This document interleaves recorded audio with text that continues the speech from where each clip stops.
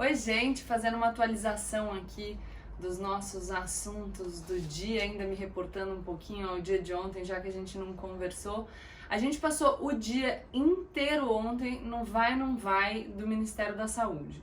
O dia inteiro as pessoas estavam falando que o Bolsonaro deveria demitir o ministro Luiz Henrique Mandetta, a gente ficou ansioso, esperando para ver o que ia acontecer, e quando chegou no final da noite, o ministro deu uma entrevista falando que ele seguia na pasta.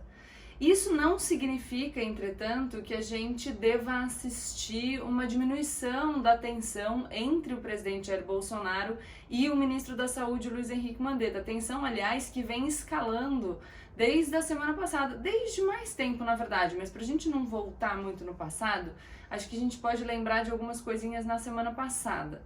Na semana passada, o presidente Jair Bolsonaro, na quinta-feira, ele faz sempre uma live, ele decidiu dar uma entrevista para uma rádio, e ele já falou que o ministro Luiz Henrique Mandetta precisava de um pouco mais de humildade, que ele deveria ouvir mais o presidente, e isso porque o Ministério da Saúde tem adotado um posicionamento que vai de encontro àquilo que defende o presidente da República, Jair Bolsonaro. O Ministério da Saúde tem sido mais conservador, defendido as medidas de isolamento total, e o presidente Jair Bolsonaro tem insistido nessa retórica de que o país não pode parar e que a gente deveria tentar o isolamento vertical. Depois dessa indireta não, né, que foi uma direta que o presidente Jair Bolsonaro deu no ministro Luiz Henrique Mandetta na entrevista de quinta-feira, saiu uma pesquisa na sexta-feira mostrando que o Ministério da Saúde tem uma aprovação muito maior do que a do presidente da República. Enquanto as pessoas responderam em 33% dos casos que elas apoiam o presidente Jair Bolsonaro, 76% das pessoas disseram apoiar as ações do Ministério da Saúde. Então isso também colocou um pouco mais de lenha na fogueira dessa relação que já estava conturbada entre o presidente da República e o ministro Mandetta. No sábado, o ministro Mandetta fez uma aparição numa live de uma dupla sertaneja que fez muito sucesso no YouTube, pedindo para as pessoas ficarem em casa.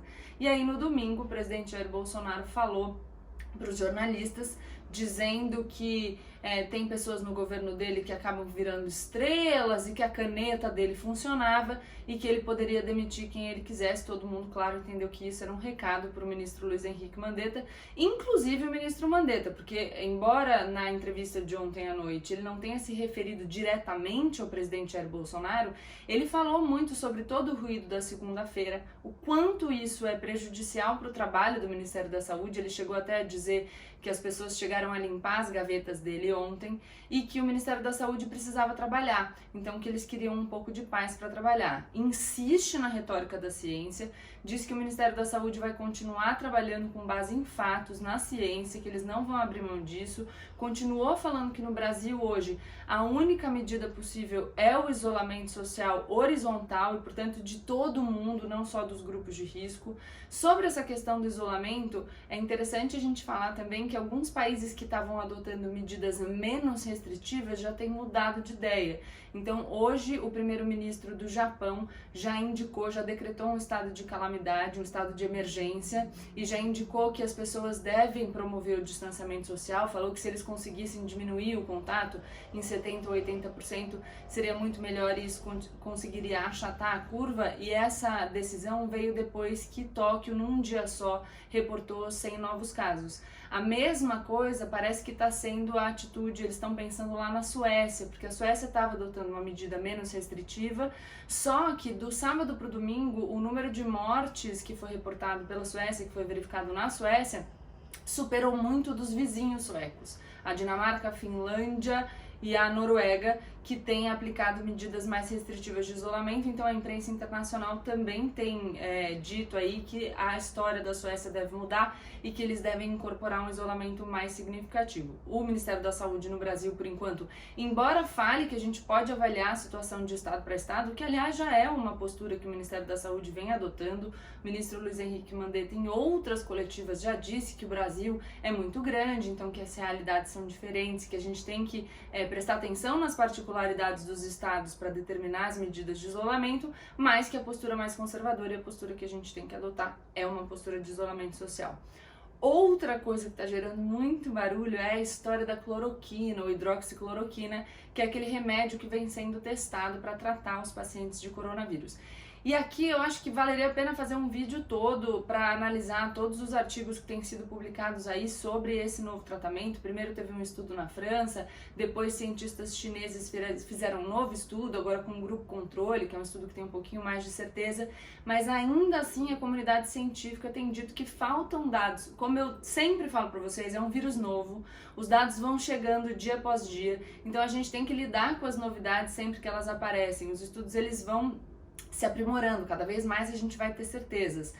E por enquanto a gente não tem o grau de certeza necessário para que as pessoas, para que o Ministério da Saúde possa de fato recomendar o uso da cloroquina em todos os casos. Então é o que tem dito o ministro Luiz Henrique Mandetta, que ele precisa se alicerçar na ciência e que a gente precisa ter calma. No entanto, ele diz que o médico tem o poder de receitar, de tentar o tratamento dependendo da condição do paciente. Então a questão não é assim, não vamos usar esse remédio em hipótese nenhuma. A questão é, estamos fazendo testes. Do mesmo jeito que a Fundação Oswaldo Cruz está fazendo teste com a cloroquina, com a hidroxicloroquina, testando dose, ela está fazendo testes também, por exemplo, com medicamentos que são usados no tratamento do HIV, tudo para ver se a gente consegue achar um tratamento para essa doença e aí ter mais tranquilidade para lidar com a epidemia de coronavírus. Acho que é isso, é importante sempre falar que a gente tem mesmo que se alicerçar na ciência, que as decisões devem ser deixadas para os profissionais de saúde, então é muito complicado que a gente veja esse debate sobre o uso de um remédio, por exemplo, tão politizado. As decisões sobre se as pessoas contaminadas, infectadas, elas devem fazer uso ou não de uma medicação, ela deveria ser da saúde e não da política. Se a gente ficar doente, a gente vai procurar um médico, não vai procurar um político. Então, nesse momento em que a gente está lidando com uma epidemia, em que a crise é causada por um problema de saúde pública, a gente precisa mais do que nunca ouvir os cientistas, ouvir os profissionais da saúde pública, e é muito ruim que a gente tenha que lidar sempre com tanto barulho, porque, como disse o próprio ministro, isso prejudica o trabalho com certeza. Mais dois assuntos relevantes para hoje são a renda básica emergencial. Então o governo anunciou o lançamento do aplicativo e do site para as pessoas se cadastrarem para poderem receber aquela renda de R$600 que foi aprovada no Congresso Nacional e sancionada pelo presidente da República, que teve toda aquela controvérsia do Paga Logo Bolsonaro, porque o governo demorou para operacionalizar essa forma de fazer o dinheiro chegar nas pessoas. E mesmo que agora, depois de alguns dias já da sanção presidencial e da aprovação pelo Congresso Nacional, e é importante falar que o governo demorou alguns dias, porque mesmo que seja complexo encontrar as pessoas que têm direito a esse dinheiro, porque não necessariamente elas estão cadastradas em nenhum programa governamental, então existe de fato um problema complexo de logística, a gente sabe que a OMS declarou a pandemia no dia 11 de março, e no dia 18 de março, o próprio Paulo Guedes, ministro da Economia, numa coletiva, estava falando dessa renda básica emergencial. Então o governo poderia ter se antecipado aí a esses problemas de logística para tentar já apresentar uma solução assim que o pacote fosse aprovado pelo Congresso Nacional. Mas bom, enfim, tá aí o aplicativo, tá aí o site, as pessoas vão poder se cadastrar e os pagamentos vão começar, mas nesse momento também é importante a gente ressaltar que a população mais vulnerável também vai ser a população que mais tempo vai demorar para ser atendida, porque a população mais vulnerável com certeza não tem conta em banco, não tem acesso a site e nem acesso ao aplicativo, então isso ainda torna mais patente a situação de vulnerabilidade na qual vivem muitas pessoas no Brasil, e esse é um assunto que a gente não deveria discutir só em época de pandemia, de epidemia, mas que a gente deveria discutir a todo momento.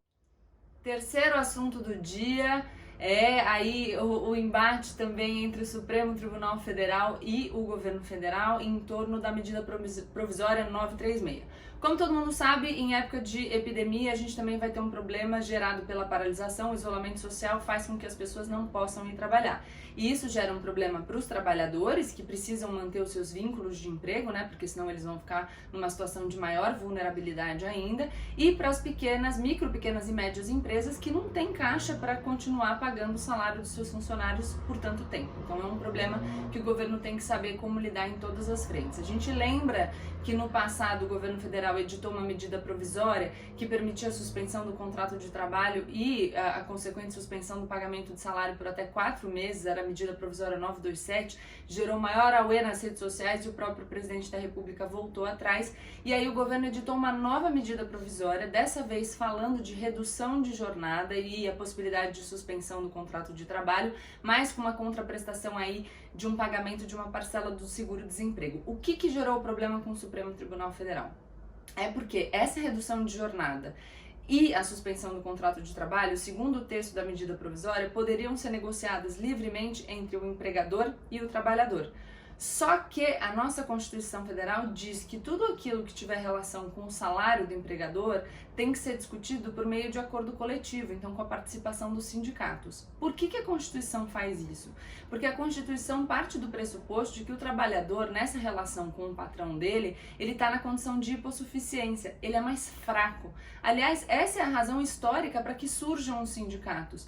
O trabalhador, e aí a gente pode pensar no Brasil aqui, num cenário de epidemia, e mesmo antes da epidemia a gente já tinha índices de desemprego muito altos, ele está realmente em posição de vulnerabilidade. Ele não negocia com o empregador de igual para igual. E aqui a gente não está falando em todos os casos, existem casos excepcionais em que talvez o empregado tenha uma condição de igualdade com o patrão, mas a gente precisa pensar numa grande massa de trabalhadores que fica assim numa condição de vulnerabilidade. E aí quando ele tem o sindicato, quando a negociação do lado do trabalhador, ela tem um grupo de pessoas, ele se fortalece. É para isso que surgem os sindicatos na história. Se a gente voltar lá para trás, para os mineiros, né? Tem até um livro que eu gosto muito, que é o Germinal, que fala exatamente dessa história, do Émile Zola, um autor francês.